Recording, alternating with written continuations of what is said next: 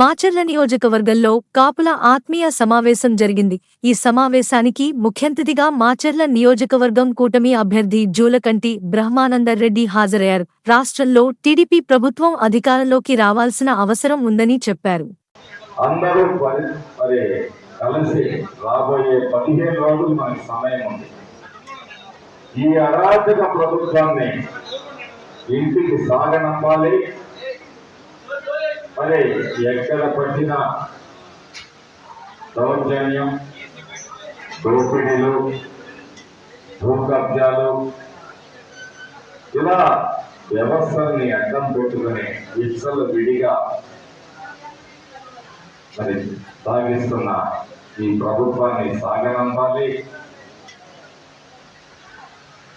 SC, ST, BC, minority అంటూ కబుర్లు చెప్తారు.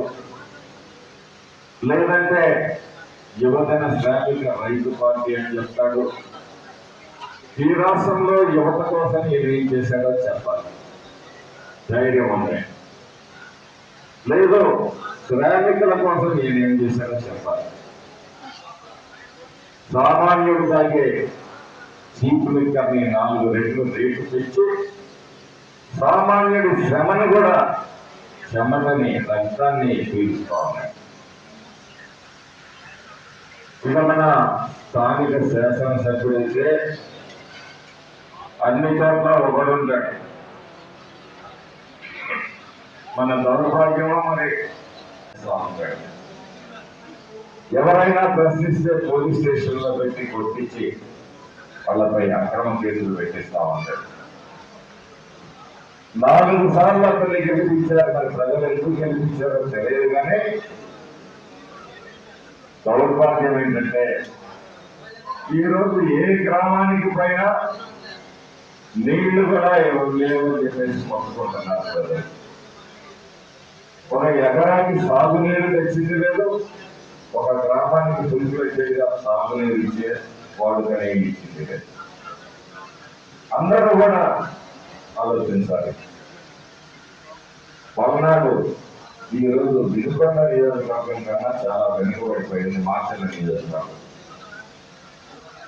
ఈరోజు మనకి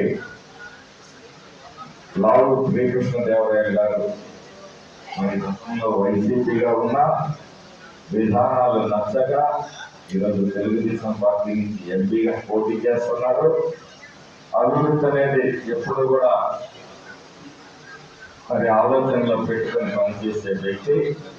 చదువుకున్నాడు, అది పూర్వుల సంస్కృతిలో పెరిగిన వాడు కాదు. ఒక క్రమశిక్షణతో రాజకీయాల్లోకి వచ్చాడు. అలాంటి వారిని అలాగే ఇక్కడ ఎన్డీఏ కూటమి అభ్యర్థిగా తెలుగుదేశం పార్టీ తరఫున పోటీ చేస్తున్న నన్ను రాబోయే ఎన్నికల్లో మీ అందరూ ఆశీర్వదించి